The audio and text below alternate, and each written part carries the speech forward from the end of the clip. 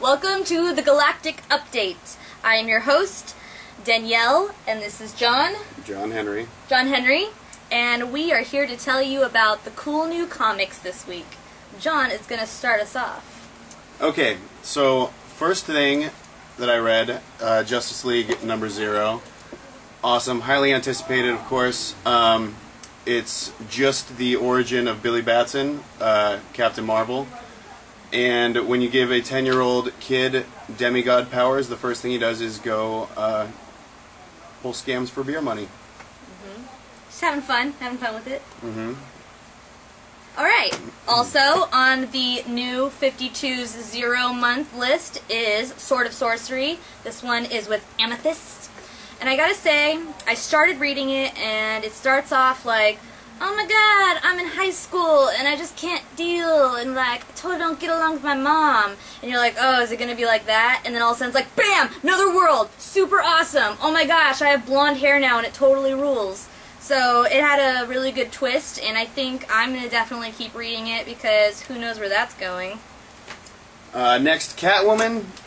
I love Michelle Pfeiffer, but I prefer the cat burglar Catwoman, not just crazy Catwoman. And this one you get both. You absolutely get both, which is nice.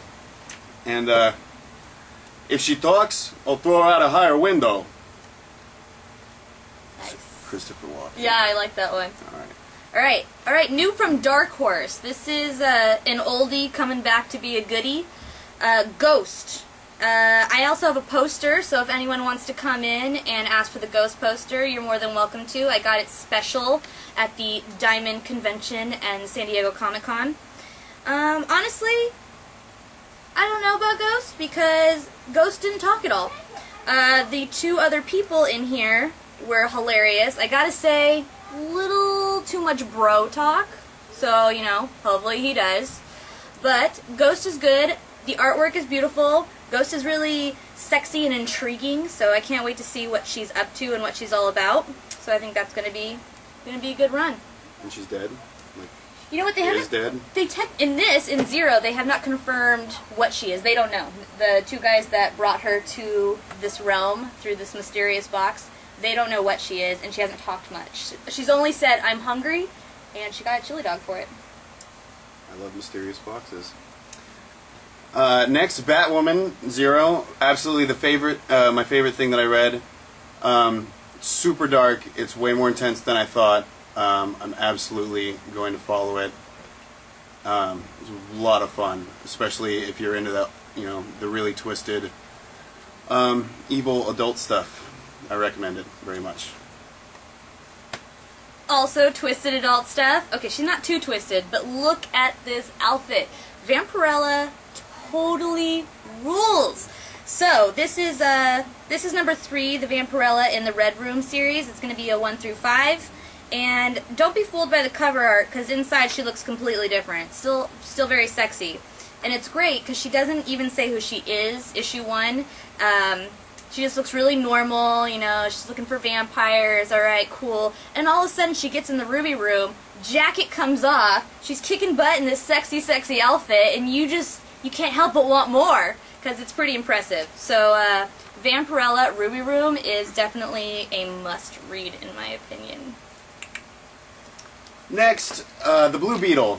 I have absolutely no knowledge of this character. I have He's never... an old one. I know he's extreme. I know he's a veteran, but I've never seen him in really anything. That being said, this book was actually really, really fun, and it has a lot of potential for a lot of depth as a standalone series. It was really good.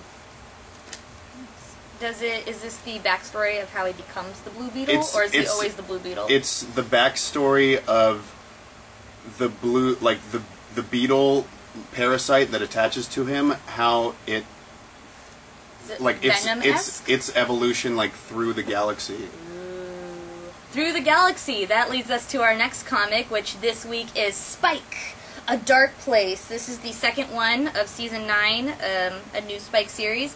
And I gotta say, I grew up watching Buffy, and we all love Joss Whedon, and it's like, okay, cool, duh, it's classic.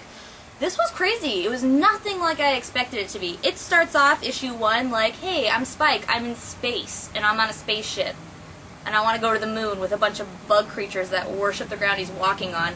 And it's great because, you know, everyone has seen Buffy, so they already know how he talks, so the internal dialogue works really well as he's telling everyone to sod off, and he's kind of mean to the bugs, and he's drinking whiskey out of the bottle.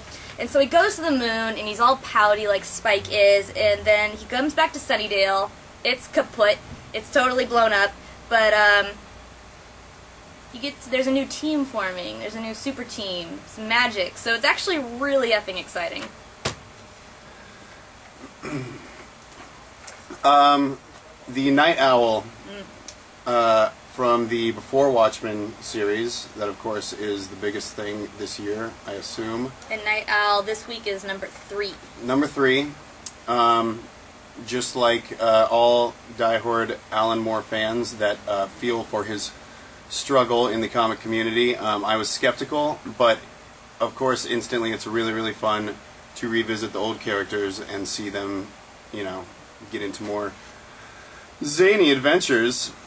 Who's this lady on the front here? Night Owl has a very risque encounter with a lady of the night. Ooh. And there's a lot of Rorschach in it, therefore I approve. Yeah, he's my fave. Dr. Manhattan, Rorschach. I don't know. Rorschach. Yeah? Yeah. Yeah, you like bad guys? I like the, you know, unyielding, righteous ones. Alright. Yeah. Okay, what else we got? Wonder Woman. Okay, it says 0, but it's actually, most people know Wonder Woman, and everyone knows the stories of Wonder Woman. So they went with like an oldie, just an old story. She's 17 years old, wants to, she's going through a rite of passage, wants to impress her mom and the girls, and in doing so, she makes a friend, it's a god, kicks some butt, and it's pretty great. And I gotta say, this was a really fun story, so right after I read it, I was like, I need to get on the bandwagon. And I caught up with everything with the New 52. The artwork is amazing. Diana is freaking beautiful. And I love the story. She, all the gods, you know, she finds out Zeus her daddy, you know, the whole clay thing and stuff. And she is like, you know what? Screw the family. Screw the family. And it's really exciting and beautiful. So everyone needs to jump on this bandwagon. Alright, I still got a bunch to get through, so I'm going to rant. I'm done, so it's all John now. I'm going to rant. So, Lobster Johnson, I am a completely biased Hellboy lover. Mm-hmm. And Lobster Johnson is Mike Mignola's ode to the 30s pulp style detective with really bad, cheesy lines. And it's awesome. Super solid formula. Once again, thwarting pre-World War II Nazi plot to destroy Manhattan, and I love it. Just Manhattan? This time just Manhattan. And once again, I love it every time. I am a sucker for all things Hellboy. Next, brand new series, The Pound. The Pound is very silly. I like The Pound, though. The Pound is 2 guys start a animal control center for supernatural beings, such as vampires, werewolves, and swamp monsters.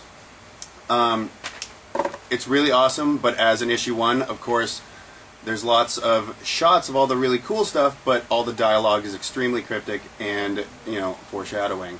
But it's fun. I think I'm going to watch it as it continues. Next, The Next Generation. If you are a, you know, apple pie loving American, you grew up with The Next Generation. This series is called The Hive. This is number 1. Super fun. It's 500 years into Picard's future, which is the 29th century. He has been re-assimilated. He is Locutus again. The Borg have almost completely conquered the galaxy, but they kind of lose a little steam and have a midlife crisis. And Picard's subconscious surfaces, and he basically decides to do a bit of rebelling, which leads him to go back into the past to locate his former self, and that's where it left off. Can I just also say that on the back of Star Trek this week is the The magic of friendship is coming, you guys! Ponies! Alright. Okay, and because I am familiar with and love so many series that have already ended, therefore we won't be able to talk about them. This is my first installment of Why Don't You Love This Book Yet? And this week I'm doing Ex Machina by the wonderful Brian K. Vaughan. Many people know him for Y the Last Man. I think he'll always be more famous for Y the Last Man, but I personally like this series better. It is about the only human on the planet with supernatural powers. Mitchell Hundred becomes the first ever masked vigilante. His power is that he can talk to anything electronic, communicate with, listen to, and command. And he decides that he's not very good at it, not very appreciated, so he publicly retires and runs for mayor of New York City. Oh, that's great. And becomes the mayor. And it's I'd vote for him. And it's half his present as the mayor, very political and really fun, and half all of his past exploits as the great machine that catch up to him. And it's all about his quest to discover why he was given powers in the first place. And that concludes our very first webisode of the Galactic Update! Yeah.